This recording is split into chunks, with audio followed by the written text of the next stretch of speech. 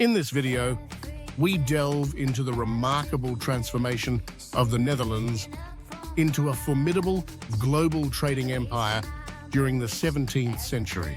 This period marked a significant shift as the Dutch harnessed their maritime prowess and innovative spirit to dominate international trade routes.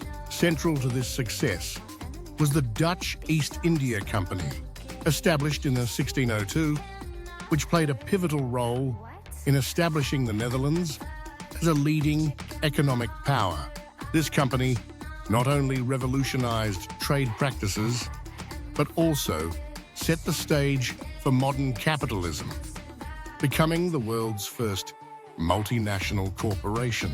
Viewers will be intrigued to learn how the Dutch economy flourished against the backdrop of fierce competition, leading to unprecedented wealth and cultural achievements. Join us as we explore the fascinating interplay of commerce, innovation, and ambition that defined this era and shaped the course of history.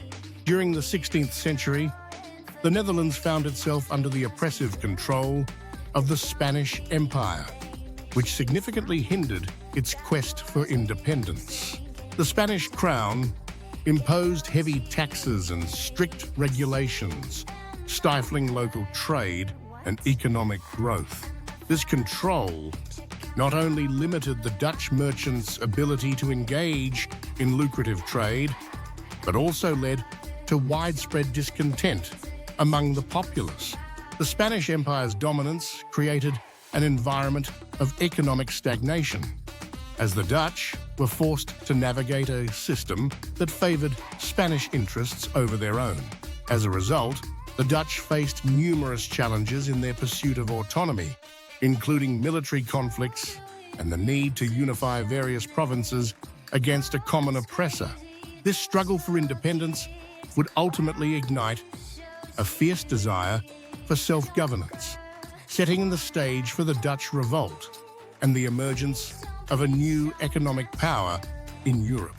The Dutch reliance on the spice trade was a crucial aspect of their economic strategy in the 16th century, initially sourcing spices through Portugal, which had established lucrative trade routes to the East Indies. However, the situation changed dramatically when Portugal was absorbed into the Spanish Empire in 1580, leading to increased competition and restrictions on Dutch access to these vital resources. This shift created significant challenges for Dutch merchants, who found themselves at the mercy of Spanish trade policies that favored their own interests. Consequently, the Dutch recognized the urgent need to establish independent trading routes to secure their position in the spice market. This drive for autonomy fueled the formation of the Dutch East India Company, enabling them to bypass Portuguese control and assert their dominance in the spice trade, ultimately transforming the Netherlands into a leading global trading power. The creation of the United East India Company, or VOC, in 1602 marked a pivotal moment in Dutch history, as it unified various expedition companies under a single banner to enhance efficiency and competitiveness in the spice trade. This consolidation was driven by political motivations, as the Dutch sought to strengthen their position against both the Spanish and Portuguese empires, which dominated global trade at the time. The VOC was granted unprecedented powers, including the ability to negotiate treaties, wage war, and establish colonies, effectively functioning as a sovereign entity. This autonomy not only facilitated the expansion of Dutch trade networks, but also played a crucial role in the Netherlands' quest for independence. By empowering the VOC, the Dutch could challenge foreign dominance, secure vital resources, and ultimately lay the groundwork for a prosperous and independent trading empire that would shape global commerce for centuries to come. The VOC revolutionized trade and finance by creating the world's first stock market, allowing investors to buy shares in the company and share in its profits. This innovative approach not only democratized investment opportunities, but also provided the necessary capital for ambitious trading ventures. The financial success of the VOC was remarkable, as it generated substantial profits that significantly enriched Dutch citizens and contributed to the nation's burgeoning economy. This wealth fostered a culture of entrepreneurship and investment, enabling more people to participate in the growing trade network. Furthermore, the VOC played a crucial role in establishing a profitable trading network that spanned Asia, Europe, and beyond, securing valuable commodities like spices, silk, and tea. By effectively managing risks and expanding its reach, the VOC not only solidified the Netherlands' position as a global trading power, but also laid the foundation for modern corporate finance and international trade practices. The VOC's colonial ambitions were prominently displayed through its conquests in Indonesia, where it established a stronghold over the spice trade.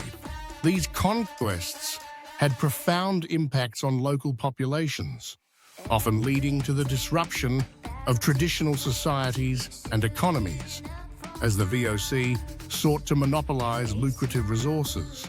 In addition to spices, the VOC engaged in extensive trade of silks, fabrics, and silver with various Asian markets, creating a dynamic exchange that enriched both the company and its investors. The demand for these goods fueled a thriving trade network, allowing the VOC to capitalize on the wealth of the region. The significant profit margins achieved by the VOC were staggering, often exceeding 40%, which not only solidified its status as a dominant trading power, but also contributed to the economic prosperity of the Netherlands.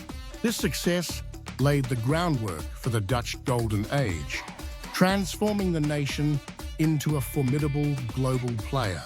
The geographical challenges faced by the Netherlands, including its low-lying terrain and susceptibility to flooding, necessitated innovative solutions for land use. The profits generated by the VOC played a crucial role in addressing these challenges, as they provided the financial resources needed for ambitious land reclamation projects. Utilizing these profits, the Dutch undertook extensive efforts to transform swamps and marshlands into arable farmland through a process known as poldering. This involved constructing dikes, draining water, and creating a network of canals to manage water levels effectively. The successful reclamation of land not only increased agricultural output, but also expanded the habitable area of the country. In the long term, these efforts yielded significant economic benefits, enhancing food production, supporting population growth, and contributing to the overall prosperity of the Netherlands, ultimately solidifying its status as a leading agricultural and trading nation in Europe. The lasting impact of the VOC on its former colonies is marked by historical scars left by Dutch colonialism, which often involved exploitation and disruption of local cultures and economies. In regions like Indonesia, the legacy of colonial rule is still felt today, as communities grapple with the consequences of resource extraction and cultural imposition.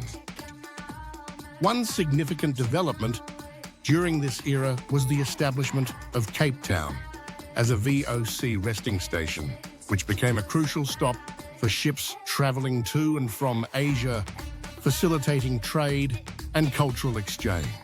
Additionally, VOC merchants played a pivotal role in the discovery of New Holland and New Zealand, expanding European knowledge of these regions and paving the way for future colonization.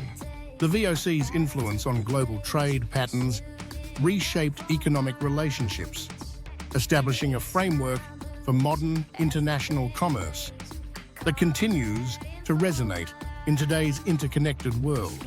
The decline and eventual bankruptcy of the VOC were influenced by several critical factors, beginning with its disastrous war against the British in the late 18th century. This conflict severely weakened the company's trading capabilities and led to significant losses in both resources and territory. Compounding these challenges was the invasion of the Netherlands by the French Republic, which disrupted governance and further destabilized the region. The political turmoil and military pressures strained the VOC's operations, making it increasingly difficult to maintain its vast trading network. The consequences of the VOC's bankruptcy in 1799 were profound for the Dutch economy, as it marked the end of an era of prosperity driven by colonial trade. The loss of the VOC's influence led to a decline in economic stability, forcing the Netherlands to adapt to a new economic reality and reshaping its role in global trade for years to come. In this video, we explored the remarkable transformation of the Netherlands into a global trading empire, highlighting the pivotal role of the VOC in this journey.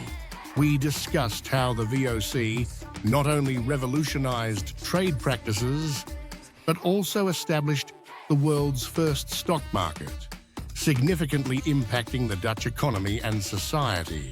Understanding this historical context is essential, as it sheds light on the complexities of colonialism and its lasting effects on former colonies and global trade dynamics.